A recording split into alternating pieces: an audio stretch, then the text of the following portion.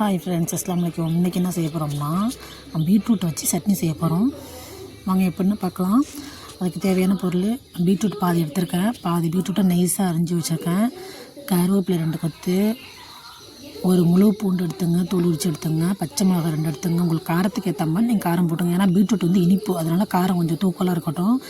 இஞ்சி சேர்த்துங்க, பச்சை மிளகாய், கருவேப்பிலை இதெல்லாம் சேர்த்துக்கிட்டிங்களா, எல்லாம் நறுக்கி வச்சுங்க. வச்சுட்டு கடாயில் எண்ணெயை ஊற்றிட்டு 2 ஸ்பூன் கடலப்பருப்பு, 2 ஸ்பூன் உளுத்தம்பருப்பு போடுங்க. நல்லா வதங்கினதுக்கப்புறம் பூண்டு போடுங்க.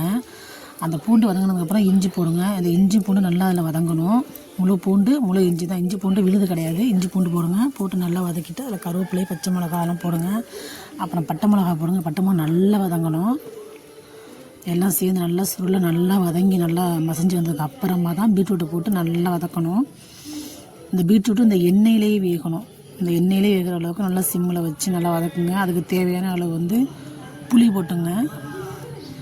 இது எல்லாத்தையும் நல்லா மிக்ஸ் பண்ணி நல்லா கொஞ்சம் சிம்மில் போட்டு மூடி வச்சுருங்க. நல்லா ஒரு 20 நிமிஷம் நல்லா வேகட்டும். அந்த பீட்ரூட் நல்லா வெந்துடும்.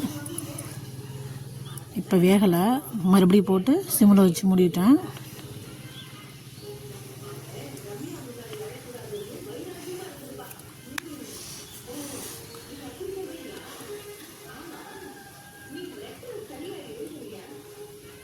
இப்போ வந்து அந்த பீட்ரூட் வெந்துருச்சு பாருங்கள், நல்லா மசிஞ்சிருச்சா. இதுலேயே நல்லா வெந்து வந்துருச்சு. எல்லாத்தையும் எடுத்து மிக்சியில் போட்டு அரைச்சி எடுத்துங்க. உப்பெல்லாம் போட்டு தேவையான அளவு உப்பு போட்டுங்க, போட்டு நல்லா அரைச்சி எடுத்துங்க. பீட்ரூட் வந்து இனிப்பு, அதனால் காரம் கொஞ்சம் தூக்கலாக சேர்த்துங்க. சூப்பராக இருக்குது, ட்ரை பண்ணி பாருங்கள். அரைச்சி எடுத்துக்கிட்டு தாளிப்பு கொடுங்க. கடுகு, கருவேப்பிலை, பட்டை மிளகா போட்டு தாளித்து ஊற்றுங்க. சூப்பராக இருக்குது, ட்ரை பண்ணி பாருங்கள்.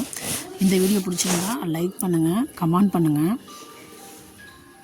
ஷேர் பண்ணுங்கள், மறக்காமல் சப்ஸ்கிரைப் பண்ணுங்கள். தேங்காய் சேர்த்துக்கிறவங்க சேர்த்துக்கலாம், வேணான்னு விட்டுடலாம். தேங்காய் எல்லாமே சூப்பராக இருந்துச்சு, ட்ரை பண்ணி பாருங்கள், கமெண்ட் பண்ணுங்கள்.